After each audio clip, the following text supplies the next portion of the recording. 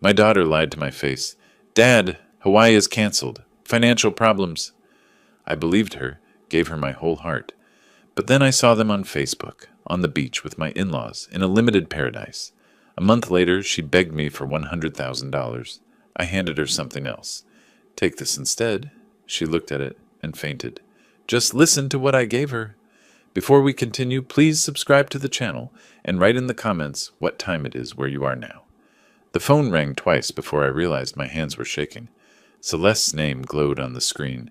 Second call this week, which wasn't like her. I swiped to answer and heard it immediately in her voice. That careful tone she used when delivering bad news to clients at her marketing firm. Dad, we can't do Hawaii. I'm so sorry. The afternoon sun streaming through my living room window suddenly felt too bright. I looked at the shopping bags on my couch, the Hawaiian shirts still folded inside with their price tags attached. $180 I'd spent 3 days ago. What happened, honey? Stuart's company is downsizing. There's a chance he'll lose his position. We just can't afford any trips right now. I know you were looking forward to it. Her words came out smooth, rehearsed, almost, but I pushed that thought away. My daughter was in trouble. Honey, I understand. These things happen in business. The trip isn't important. What matters is that you and Stuart get through this. If you need anything at all, you know I'm here. Silence stretched between us. Then, no, Dad, we need to handle this ourselves. But thank you. That means a lot. I'll call you when things settle down, okay? We said goodbye. I set the phone on the coffee table and stared at those shopping bags. 1 week earlier, I'd been standing in this same spot when Celeste called with the invitation. Her voice had been bright, excited even. Dad, what if we did Hawaii together? End of March? Just you, me, and Stuart. Real family time. I'd felt something warm spread through my chest. Genuine happiness, the kind I hadn't experienced since retiring from real estate 2 years ago. I hadn't seen her since Thanksgiving. 4 months. That night, I'd stayed up past midnight, researching Maui restaurants, reading reviews of snorkeling tours, studying a guidebook I'd ordered from Amazon. I found a tour company that went to Molokini Crater. Spectacular reviews, reasonable price. I booked it immediately, entering my credit card information with steady hands, imagining Celeste's face when she saw the coral reefs. The next day, I drove to the barbershop for a trim. Got my hair shaped up nice. Then CVS for sunscreen. SPF 50, the good kind that doesn't leave white streaks. At the department store, I spent an hour in the men's section picking out those Hawaiian shirts. The saleswoman had smiled at me. Special occasion, she asked. Vacation with my daughter, I told her and meant it. Each evening that week, I'd flipped through the guidebook, marking pages with sticky notes. Sunrise at Haleakala, the road to Hana, a luau in Lahaina.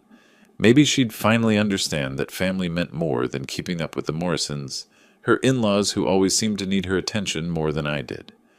Now I picked up one of the shopping bags, pulled out a shirt covered in palm trees and surfboards. The fabric felt expensive between my fingers. I folded it carefully, placed it back inside. The next morning I'd returned everything. The department store customer service counter had a short line. The clerk scanned my receipt, asked if I wanted store credit. No. Refund, please. I won't be needing vacation clothes. She processed the return without questions. $180 back on my card. At home, I opened my laptop and navigated to the tour company's website. Found my reservation in the confirmation email.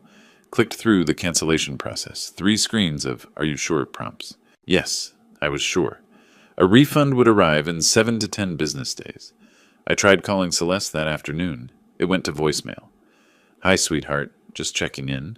Want to know how Stuart's doing? Call me when you can. She texted back an hour later. Busy dealing with everything? We'll call soon? 2 days passed. I called again. Voicemail again. Another text. Still figuring things out. Talk later. By the end of the week, I'd stopped calling. The texts were enough to tell me she needed space. I understood that.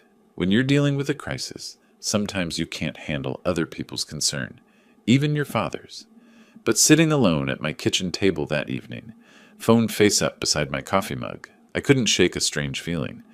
I scrolled through her messages, all brief, all vague.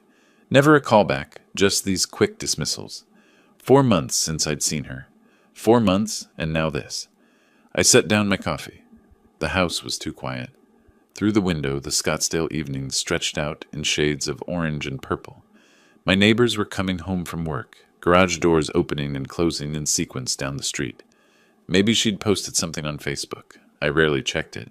Couldn't remember the last time I'd actually logged in. But people posted updates about their lives there, didn't they?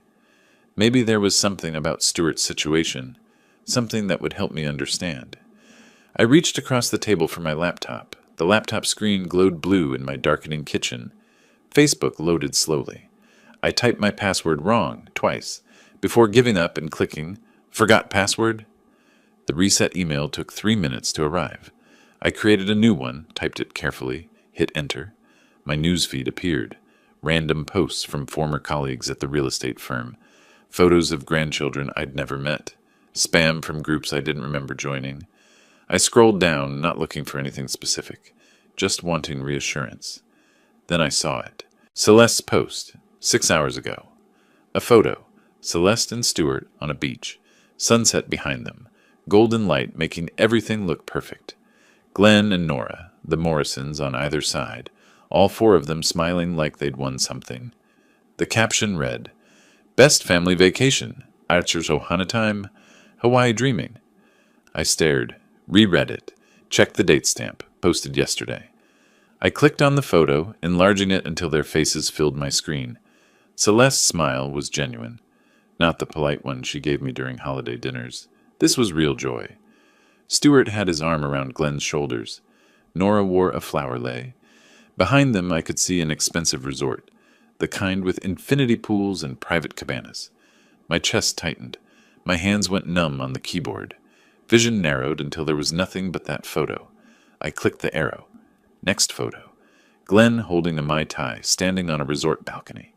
Next, Nora and Celeste at what looked like a luau, wearing matching flower crowns. Next, all four of them in snorkeling gear, standing on a boat. That boat. I recognized the company logo on the captain's shirt. Molokini Crater Tours. The exact tour I'd booked and canceled. The exact dates we were supposed to travel together. I sat back, breathed slowly through my nose, clicked back to Celeste's main page and scrolled down through her recent posts. 2 weeks ago, before she'd called to cancel. "Can't wait for upcoming adventures." The comments underneath made my stomach turn. "Lucky you!" "So jealous." And Nora's comment, posted the day after Celeste had invited me. "So excited for our family trip." Our family trip, not ours. Theirs. I scrolled further back, found a post from 3 weeks ago. A screenshot of plane tickets with the destinations blurred out. Caption reading, "Countdown begins." Glenn had commented with a string of palm tree emojis. 3 weeks ago, before Celeste ever called to invite me. The pattern crystallized. She'd planned this vacation with the Morrisons first, then invited me. Maybe Glenn and Nora pressured her. Maybe she felt obligated. Then she'd uninvited me with that story about Stuart's job, about finances, about needing to handle things themselves. Stuart's job was fine. Their finances were fine. That resort in the background cost $400 a night minimum. They needed me out of the way. I didn't rage, didn't punch the table or throw the laptop. My real estate training kicked in instead. Document everything. Evidence first, emotion later. I took screenshots, every photo, every comment, every timestamp. Saved them to a new folder on my desktop. Celeste, March 2025. Methodical. Professional. Like reviewing a contract before signing. When I finished, I had 17 files saved. I closed the laptop with a quiet click and sat in the darkness. I hadn't bothered turning on the kitchen light. The sunset had faded completely while I'd been lost in those photos. I reviewed the facts clinically.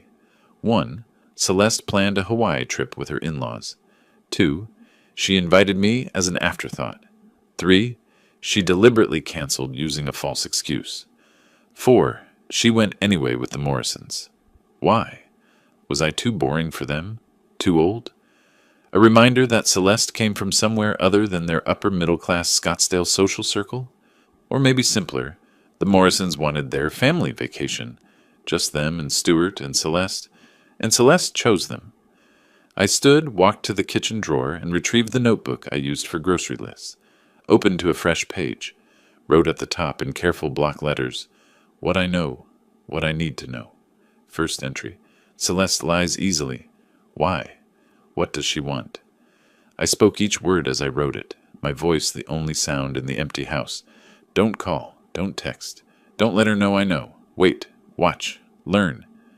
I closed the notebook and tucked it beneath some old bills in the drawer. The laptop stayed shut on the table. My phone sat there too. Screen dark. No new messages from Celeste. She was too busy enjoying Hawaii to check in with her father. I walked to the window and looked out at my neighborhood. Porch lights glowing. Someone walking a dog down the sidewalk. Celeste would return from Hawaii in a few days. She'd probably call, expecting me to know nothing, expecting me to be the same supportive dad I'd always been. And I would be. I'd answer the phone. I'd ask how Stuart was doing. I'd tell her I understood. That family comes first, that we'd do Hawaii another time. I'd play the part perfectly, because now I needed to know exactly who my daughter had become. My phone buzzed for the third time that morning. I didn't turn it over. The spreadsheet on my computer screen was titled Assets, April 2025.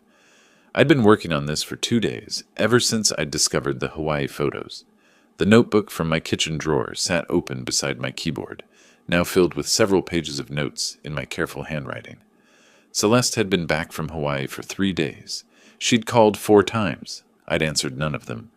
My phone buzzed again. I glanced at it, still face down on my home office desk. Let it ring. Let her wonder. The spreadsheet told a clear story. Property tax assessment. $850,000 for the house, no mortgage. I'd paid it off 5 years ago with proceeds from my final commercial sale. Investment portfolio statements spread across my desk showed $420,000 in mixed index funds and bonds, conservative allocations, the kind you make when you're retired and don't need risk. My 401k rollover sat at $380,000. Bank statements showed $95,000 across 2 savings accounts. Total, approximately $1,745 million. I wasn't just counting, I was planning. The next spreadsheet hurt more to create. I titled it, Gifts Celeste Griffin Morrison 2017-2025. 8 years of marriage, 8 years of emergencies. I pulled up old bank statements, clicked through years of digital records. Found the wedding contribution, $25,000, paid by check in June 2017. I still had the image saved. Pay to the order of Celeste Griffin for wedding expenses. $15,000 toward her Honda in 2019 when she'd called crying about her old car breaking down. $8,000 for living room furniture in 2021. Dad, we're finally buying our first real couch, the one we've been saving for. But those were just the large ones. I scrolled through Venmo history, found transaction after transaction. $2,000 for unexpected medical bills, $3,000 for Stuart's certification course, another $2,000 when their air conditioning died, $1,500 for emergency home repairs.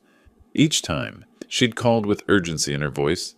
Each time I'd transferred the money within hours. I tallied the final sum, $79,400 over 8 years.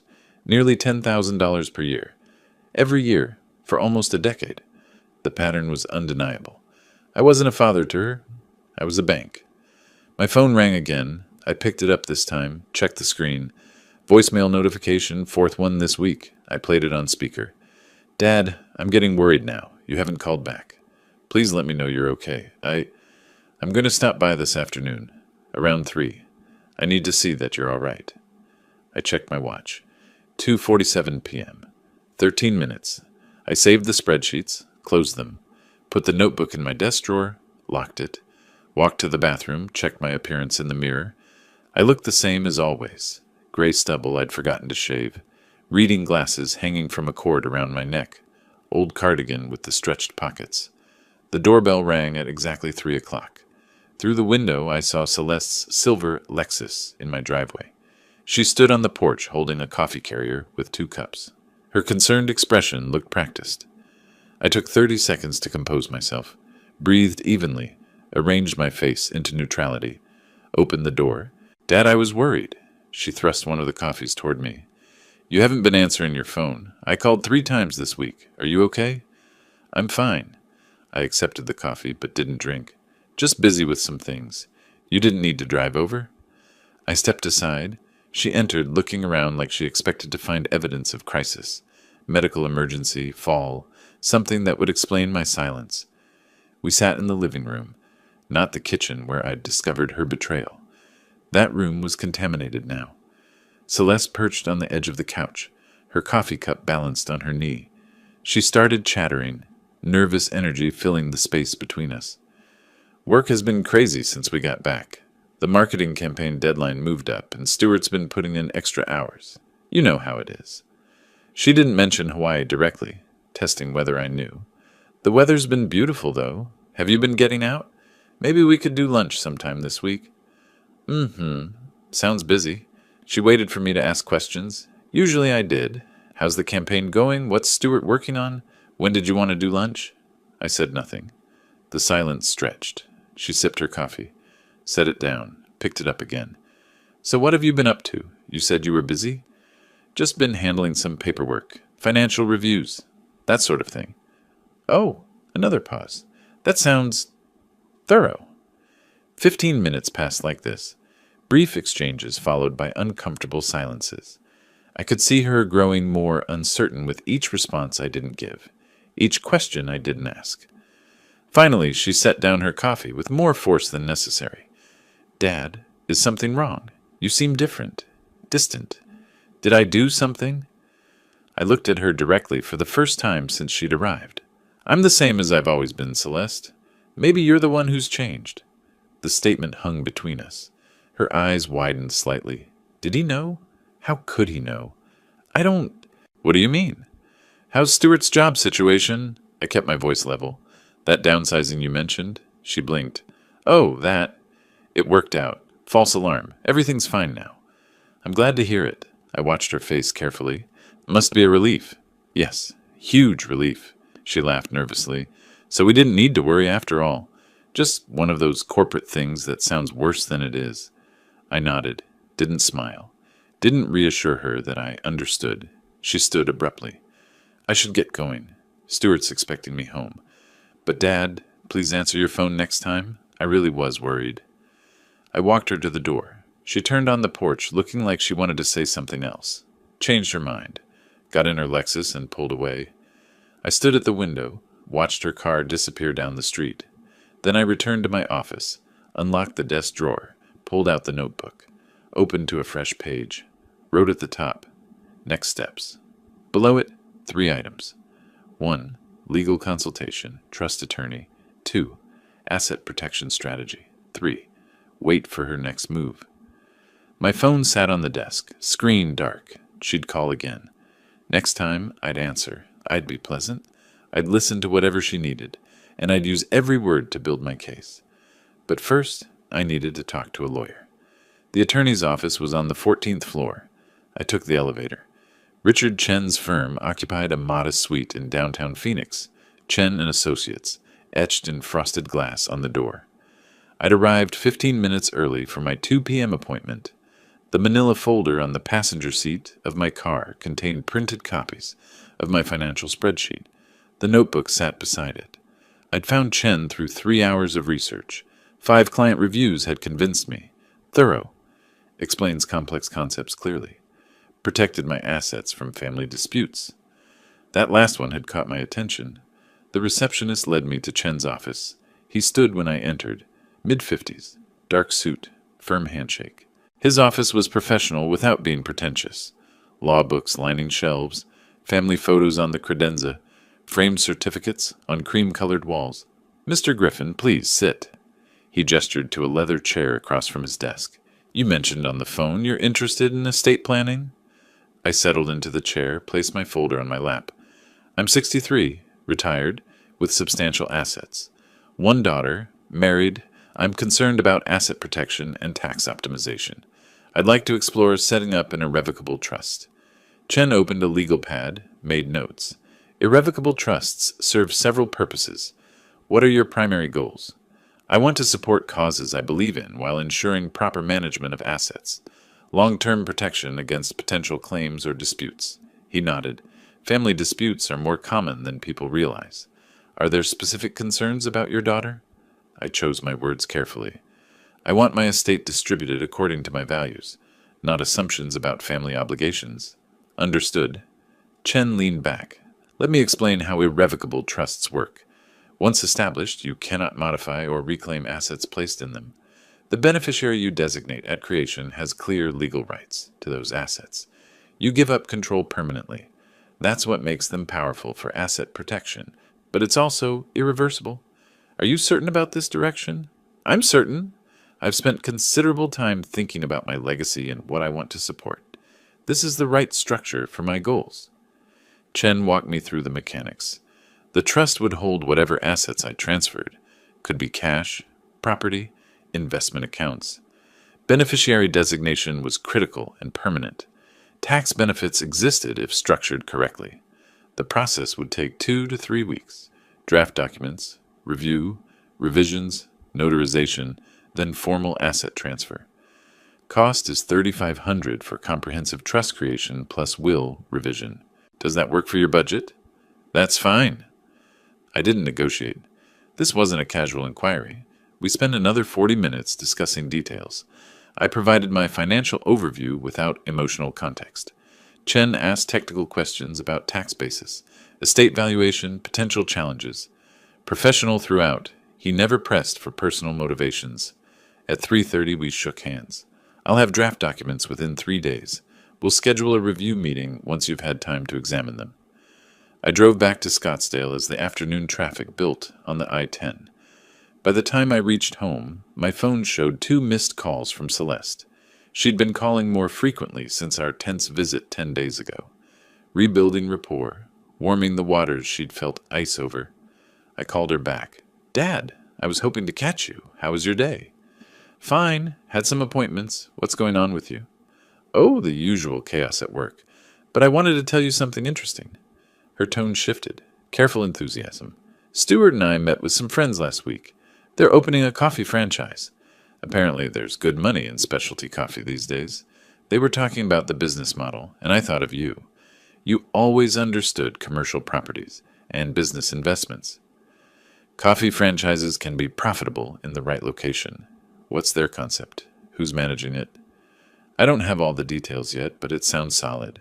Local roasting, community focus, that kind of thing. I'll find out more. We talked for another 10 minutes. She asked about my week, told stories about her coworkers, mentioned Stuart casually. The call felt almost normal. Almost.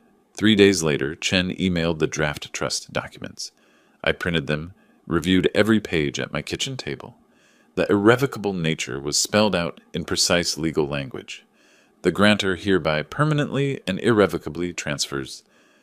Beneficiary line was blank, waiting for my decision. I spent that evening researching Arizona veterans charities. Found one with transparent finances and strong ratings. Arizona Veterans Alliance. 87% of funds went directly to programs helping homeless veterans. Annual reports were public. Board members listed with credentials. I emailed Chen. Beneficiaries should be Arizona Veterans Alliance, Phoenix chapter. Also request addition to will. Explicit statement that daughter receives nothing, unless she accepts trust terms without challenge within 30 days. His response came within an hour. Understood. Will revise accordingly. This is enforceable under Arizona law. Celeste called again 2 days later. Dad, remember that franchise I mentioned? They're looking for investors now. It's a limited opportunity. They only want a few partners who understand business. Would you be willing to look at their business plan? Just for your opinion. You have such good instincts about these things. Send me what they have. I'll take a look. Can't promise anything, but I'm happy to give you my assessment. Thank you. I really value your input. I'll email it today. The email arrived at 4:47 p.m. Subject line, Coffee Shop Investment Opportunity. The attached business plan was 23 pages of poorly formatted text and unrealistic projections. Market research consisted of generic statistics about coffee consumption. Management team had no restaurant experience, just enthusiasm and ambition. Financial projections showed 25% annual returns. 25%. in a coffee shop. The ask was buried on page 19. $100,000 for a 15% equity stake. I read every page twice, made notes in the margins of my printed copy, checked their numbers against industry standards I remembered from commercial real estate. None of it made sense. I emailed back, "Interesting. Let me think about this for a week." Her response came within 2 minutes. "Of course, Dad. Take all the time you need." Though they did mention they need to know by end of the month. Other investors are interested too. But no pressure. Just wanted you to have first chance since family comes first. Family comes first. I closed my laptop. The trust documents sat in a folder on my desk. Chen would have final versions ready in 10 days. April 25th. The business plan printout lay nearby, its absurd projections practically glowing with red flags. My phone buzzed. Text from Celeste. "Thanks, Dad. Love you." I didn't respond immediately. Let her wait. Let her wonder. The deadline she'd mentioned was 3 weeks away. April 30th. My trust documents would be finalized on April 25th. 5 days of buffer. Perfect timing. If Celeste asked for the money before the trust was complete, I'd have to stall. If she waited too long, she might sense something was wrong. But if everything aligned, her ask coming just after my assets were locked away, it would be perfect. I opened my calendar, counted the days. End of month, April 30th. Trust finalization, April 25th. 5 days to let her make her move. 5 days to spring the trap. 2 car doors slammed in unison. She'd brought reinforcements. I stood at my living room window, watching them walk up the driveway together. Stuart carried a leather portfolio under one arm. They'd come prepared for a presentation. The early May sun glared off windshields and concrete. Arizona heat, already building toward summer. My phone had buzzed that morning with Celeste's text. "Can Stuart and I come by this afternoon? Want to discuss that opportunity with you in person?" Translation: time to ask for my money. The trust documents had been finalized 2 days ago. April 25th, exactly as I'd calculated. Notarized, assets transferred, everything locked away in legal permanence. The manila envelope with copies sat in my desk drawer. I knew exactly where it was. Celeste didn't know any of this. I opened the door before they could ring the bell.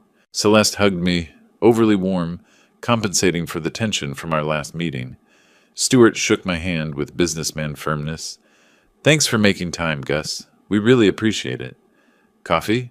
I headed toward the kitchen without waiting for an answer.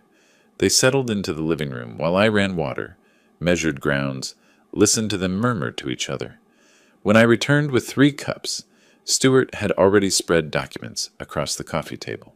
The portfolio lay open, revealing the same business plan I'd already dissected, plus some hastily added pages. Stuart took the lead, voice rehearsed and confident. "Gus, we've been watching the specialty coffee market closely. The growth trajectory is exceptional, especially in college areas. Our friends secured a prime location in Tempe, right near ASU campus. Student traffic, young professionals, perfect demographics for specialty coffee."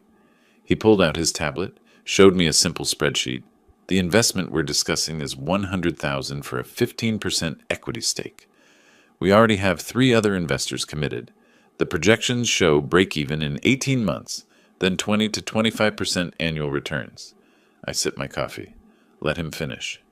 "The franchise provides comprehensive training and support. Everything's turnkey. Build-out, equipment, operating systems, all included in the investment. We just need to close the funding round by month's end to proceed with the lease signing." I set down my cup. "Who's managing day-to-day operations? What restaurant experience do they have?" Stuart's confidence flickered. "The franchise provides extensive training. They walk you through everything." "That's not what I asked. Who specifically will be there daily, making decisions, handling staff?" "Well, our friends, the primary investors. They're committed to hands-on involvement." "What's their background? Previous restaurant management, food service?" They're motivated entrepreneurs. The franchise system is designed to... And the lease structure? What are the terms? How much is covered by this investment versus ongoing operational costs? Celeste intervened, taking my hand across the table. "Dad, I know you're being careful. That's smart. But this is about more than just numbers on paper." Her voice softened. Stuart and I have been talking about our future, about starting a family. This investment could give us the stability we need. Your grandchildren could grow up knowing their grandfather helped build something meaningful. First mention of grandchildren. Obvious manipulation, but delivered with enough apparent sincerity that someone who didn't know better might believe it. I looked directly at her face, studying whether she believed her own words. Starting a family is significant. That's exactly why this deserves careful consideration. $100,000 is substantial. Stuart jumped back in, sensing an opening. If you have specific questions, maybe we can address them now? The timing is really critical here. The other investors need confirmation by month's end. If we can't commit, they'll have to find another partner. Then they'll have to wait 1 week for my answer. I kept my voice level. That's reasonable. If the opportunity is solid, it can withstand 7 days of due diligence. Celeste's face fell. She'd expected enthusiasm, or at least immediate interest. Dad, 1 week. That's my decision. Stuart closed his portfolio with slightly too much force. Celeste gathered her tablet, her movements stiff. At the door, she hugged me again. This time I barely returned it. Please really think about this, she said. It's not just about the business. It's about believing in us, in our future. I'll give it the consideration it deserves. I'll call you in 1 week. I watched from the window as they sat in the car, not driving away immediately. Celeste gestured animatedly. Stuart's jaw was tight, hands gripping the steering wheel. They were clearly debating what went wrong, why I hadn't jumped at the chance to invest in their future. Finally, they pulled away. I returned to my office, unlocked the desk drawer. The manila envelope lay exactly where I'd placed it. Inside, trust documents showing the house title transferred to Arizona Veterans Alliance. 65% of my liquid assets locked away in irrevocable structure.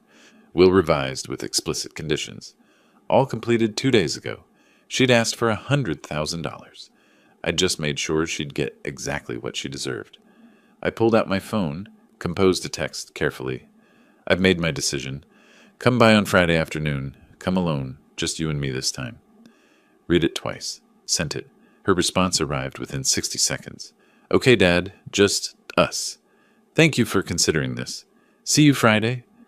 She thought I was saying yes. She thought just us meant an intimate moment where father helps daughter build her dreams. She had no idea what was actually in that envelope. Friday was 3 days away. 3 days for her to feel confident, to imagine that money in her hands, to believe her manipulation had worked. And then I'd hand her those documents. The envelope sat between us like evidence in a trial. I'd spent the morning arranging furniture, 2 chairs facing each other across the coffee table, not the casual couch set up from before. This needed to be formal. The manila envelope rested precisely in the center, impossible to ignore. Friday afternoon sun cut sharp angles through the windows. Her car pulled into the driveway exactly on time. Eager, I took a breath, not from anxiety, from preparation. Celeste walked in smiling, hugged me with what seemed like genuine warmth. It's been a nice week, Dad. The weather's finally perfect. She sat down, noticed the envelope immediately, but didn't ask. Started her approach. I've been thinking about what you said, about careful consideration. Stuart and I really appreciate you taking this seriously. It shows you respect our judgment. I raised my hand gently, stopped her mid-sentence. Before we talk about investments, I need to discuss something else. I've been thinking this week about family, about values, about what really matters when trust is broken. Her expression shifted. This wasn't the script she'd prepared for. Sure, Dad. What's on your mind? When you canceled our Hawaii trip, you said Stuart's job was in jeopardy. Financial troubles. I believed you. I kept my voice measured. Then I saw your Facebook posts. You were in Maui those exact dates. With Stuart. With Glenn and Nora. You weren't in financial trouble. You just didn't want me there. The color drained from her face like water from a sink. Dad, I can explain. It wasn't like that at all. Glenn and Nora surprised us with tickets. It was last minute. I didn't want to hurt your feelings by saying we chose their invitation instead. Stop. I didn't raise my voice. Stuart's work was fine. The photos showed expensive resort, snorkeling excursions, luau's. No financial stress. You lied to exclude me because the Morrisons wanted their family vacation without me. You chose them. She switched tactics, leaning forward. Okay, I made a mistake. I'm sorry. But that was months ago, Dad. Can't we move past it? This investment is about our future, about you believing in us. You want $100,000 for an investment Stewart couldn't explain when I asked basic questions. Unrealistic returns, no experienced management, artificial deadline pressure. I picked up the envelope. You expected me to write a check like I always have. I slid it across the table. I'm not giving you $100,000, but I am giving you something. Take this instead. She opened it, confused, pulled out the notarized documents, started reading. Her lips moved silently over words: irrevocable trust, Arizona Veterans Alliance, transfer of property and assets. Confusion became comprehension. Comprehension became shock. This says you transferred the house. Her voice climbed. $650,000 to a charity? When is this dated? April 25th, 5 days before you and Stewart came to ask for money. She flipped pages frantically, found the will copy. Everything goes to this veterans organization. She looked up. I get nothing? Read it again. There's a conditional provision. But she wasn't reading anymore. She stood abruptly, papers falling from her hands. Her legs looked suddenly unsteady. Dad, what did you do? Why would you? This is insane. You can't just... She reached for the chair back, missed, stumbled sideways and collapsed onto the couch, not unconscious but overwhelmed. Sat there with her head in her hands, while legal documents scattered across my floor like broken promises. I remained standing, looking down at her. You chose the Morrisons' approval over your father. I chose to support something that actually deserves it. Veterans who served their country, not a daughter who lies to my face. She looked up, and there was no manipulation left in her expression, just raw comprehension of loss. Can this be changed? Can you undo it? No. That's what irrevocable means. It's done. Silence filled the space between us. Outside, a neighbor's sprinkler system clicked on, life continuing normally while her world collapsed. Finally, her voice came out small and hollow. Stewart and his parents, they're going to... when they find out. That's your problem, not mine. She stood shakily, left the papers scattered on the floor, walked toward the door without taking the envelope. Celeste, she stopped, didn't turn around. The documents mention a conditional provision, $50,000 after my death, if you accept the trust without legal challenge. Read the last page. She didn't respond. Opened the door, left. I watched through the window as she sat in her car. 5 full minutes passed before she started the engine. She was calling someone. Stewart, probably. Or Glenn. Breaking the news. I could imagine the conversation, the disbelief, the rage that would follow. Let them be angry. Let them plot. The trust was irrevocable. The law was on my side. I turned away from the window and began picking up the scattered papers from the floor. Each page represented months of planning, careful legal construction, and one simple truth. Actions have consequences, even for daughters who forget where they came from. Her car sat in my driveway for 7 minutes. I counted. I stood at the window, holding the papers I'd just picked up from the floor. Through the glass, I could see Celeste's shoulders shaking, phone pressed against her ear. She was crying, gesturing with her free hand. Stewart, probably, or already calling Glenn with the news. I turned away, carried the scattered documents to my office, filed them methodically in the manila folder with the other copies. The phone stayed silent for 43 minutes. Then it started. Celeste's name lit up the screen. I let it ring through to voicemail. 2 minutes later, Stewart's number. Ignored. Then Celeste again. 3 more times before I turned the phone face down on my desk. The vibrations continued, rattling against the wood like an insistent knock. That evening, I reviewed Richard Chen's contact information, made notes about what had happened, timestamps, exact words exchanged, documentation, a habit from 30 years selling real estate. Everything written down, dated, filed. By Saturday morning, my voicemail box was full. I played them back one at a time, pen in hand. Celeste's first message, voice breaking. Dad, how could you do this? Just, how could you? Sobbing made the rest incoherent. Second message, anger replacing tears. Someone's manipulating you. This isn't who you are. You need to think clearly about what you've done. Stewart's messages were more controlled. Gus, we need to discuss this rationally. There are options here. Call me back so we can talk this through. Then a new voice, deep, authoritative. Gus, this is Glenn Morrison. We need to discuss your recent decisions. Celeste is devastated, understandably. There are serious legal implications you may not understand. Call me immediately so we can resolve this sensibly. I wrote down the key phrase, legal implications. Sunday brought a different tone. I've consulted with our attorney regarding this trust situation. Glenn's voice had gone cold.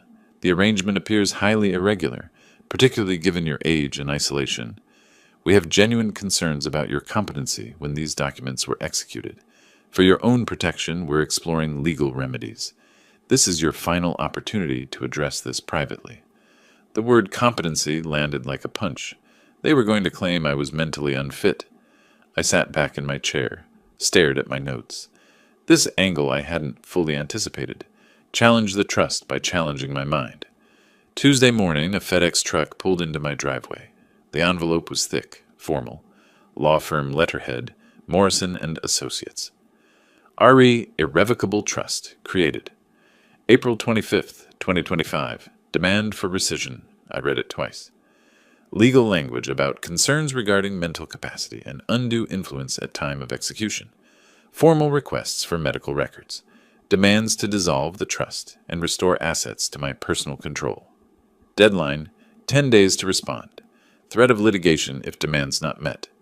I called Chen immediately. I can be there in 2 hours, he said. His office felt smaller than I remembered. Chen read the letter carefully, nodding occasionally, making notes in the margins with a red pen. Standard intimidation tactics, he finally said. They're claiming diminished capacity and possible undue influence, meaning someone manipulated you into creating this trust.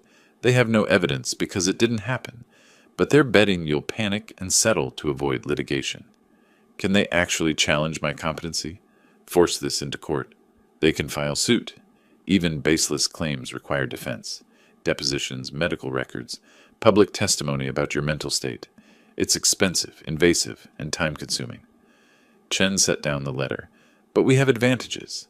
The trust predates their money request by 5 days. That proves it wasn't impulsive revenge. You were represented by counsel, me. Your intent was clear, documented, and rational. So what do we do? Get ahead of it. Comprehensive medical evaluation, physical and psychological, dated now while their challenge is pending. Shows you're confident in your mental state. Also, I'll respond formally. He pulled out his laptop. We'll note that the trust was properly executed. You're fully competent. Any litigation will be vigorously defended. And if we prevail, we'll seek recovery of attorney's fees under Arizona law for frivolous claims. I nodded. Set it up. Whatever evaluations you need. Driving home, the sun was setting over the Superstition Mountains. The sky burned orange and purple.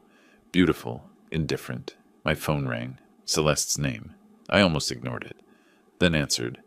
Dad, Glenn says we have grounds to fight this. Her voice was hard, nothing like the crying from Friday. He says you weren't thinking clearly. We're going to prove that you weren't in your right mind when you signed those papers.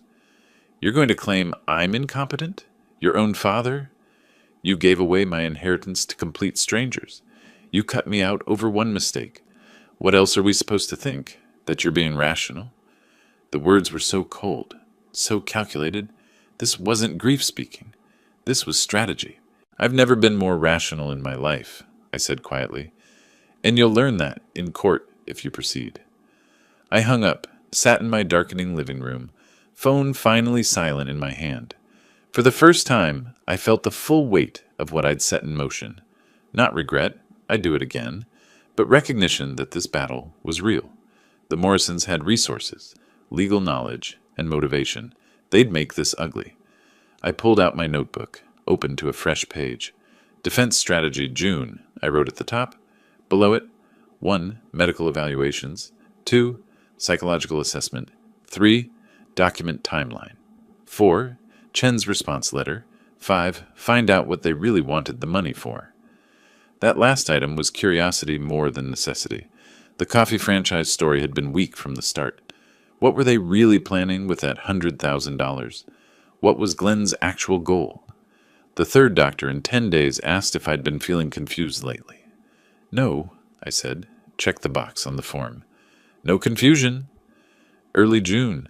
Medical office waiting room, completing my third evaluation. The clipboard held questions about depression, anxiety, memory problems. I worked down the page, checking no in every column. First appointment had been my primary physician. Full physical, blood work, cognitive screening. Second was a neurologist. Detailed assessment, memory tests, executive function evaluation. Now, a psychologist for comprehensive mental status examination. Each time, the same question. Why are you here? Each time, the same answer. My family is claiming I'm mentally incompetent. I need documentation proving otherwise. The psychologist called me back, mid-40s, professional but warm.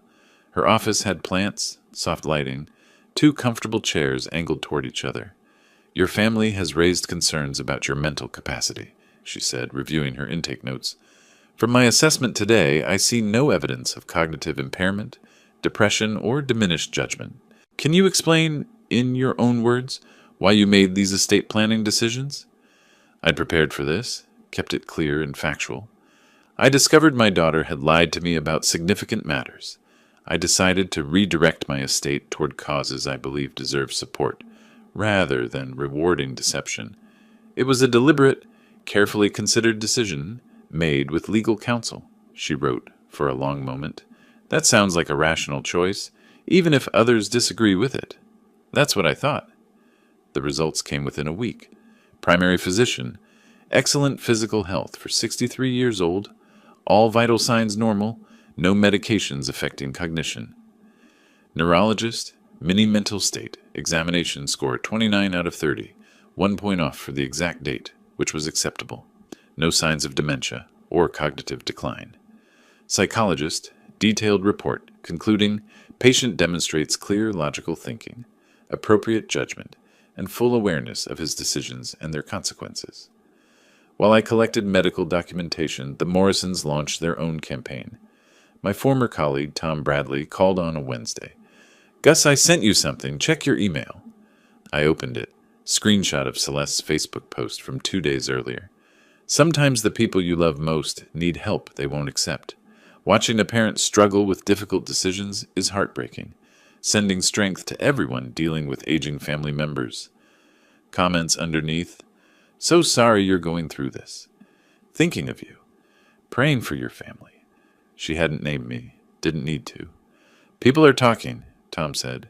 Glenn Morrison's been holding court at the country club, telling everyone you've lost your grip on reality, giving away your estate to random organizations. People who don't know you well are starting to believe it. It's more complicated than Glenn makes it sound, Tom. I had solid reasons for my decisions. They're applying pressure to force me to reverse them. I figured, just thought you should know what's being said.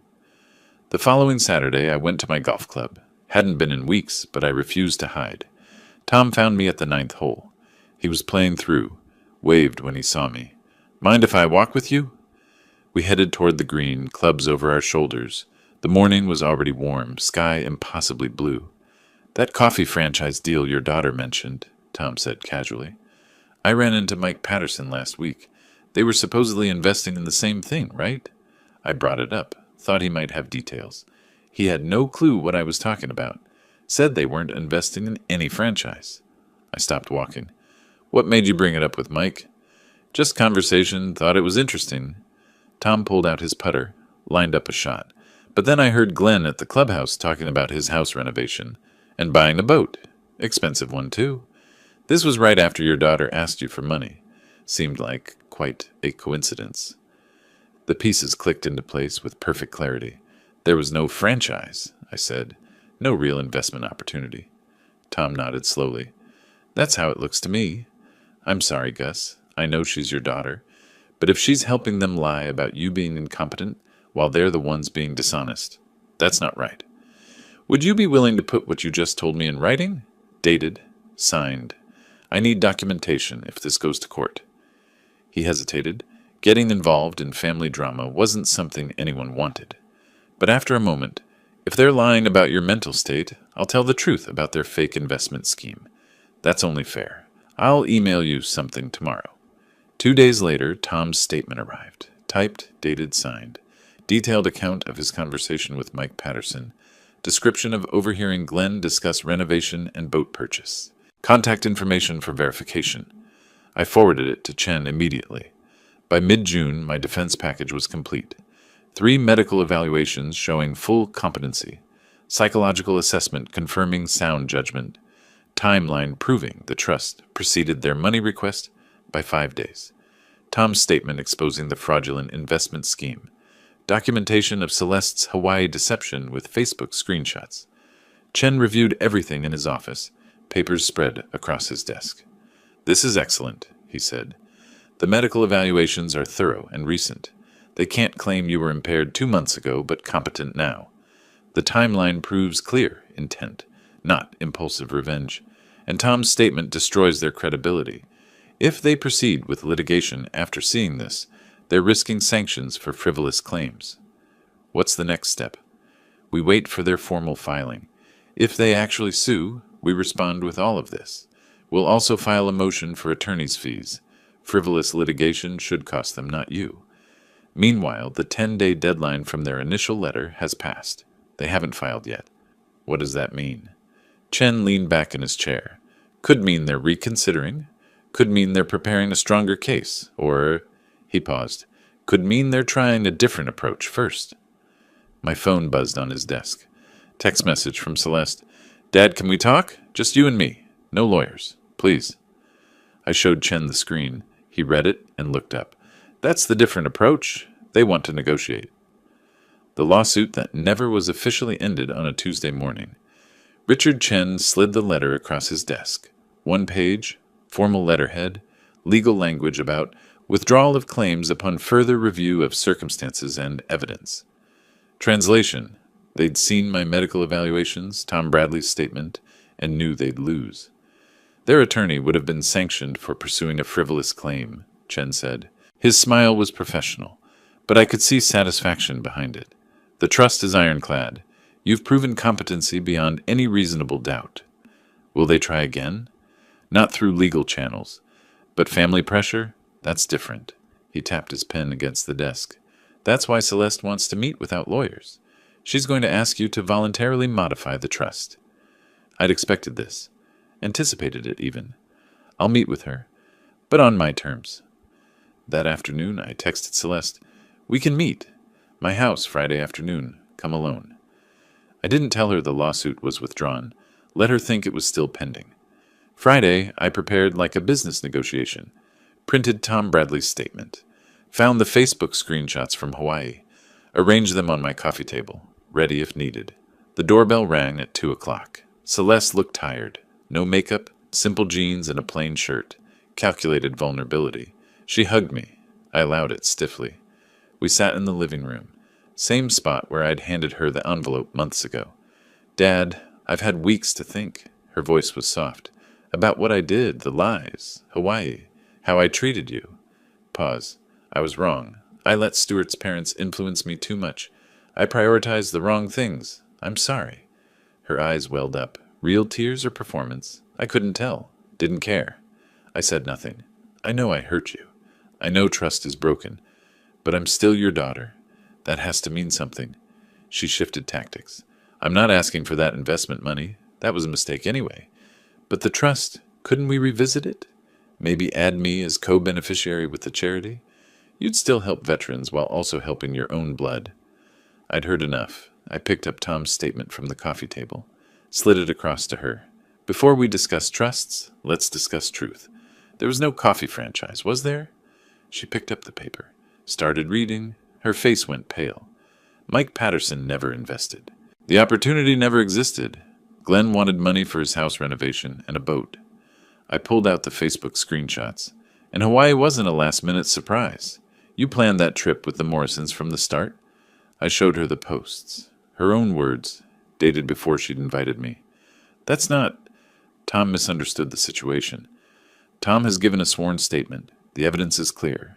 She tried a different approach. Glenn and Nora pushed the investment idea. When I found out what they really wanted the money for, I was already committed. You don't understand what it's like being married into that family.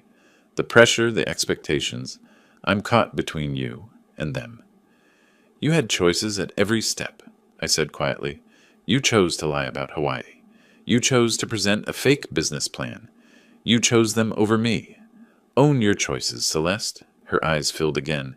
Then give me one more chance. I'll fix things with Stuart's parents. I'll be better. Just don't cut me out completely. There's a conditional provision in the trust. $50,000 for you after my death, if you accept, without challenge. I watched her face calculate. But there's one requirement to claim it. What requirement? You'll come here with Stuart, Glenn, and Nora present. You'll confess out loud that Hawaii was planned without me and the investment was fake. You'll admit the truth in front of everyone.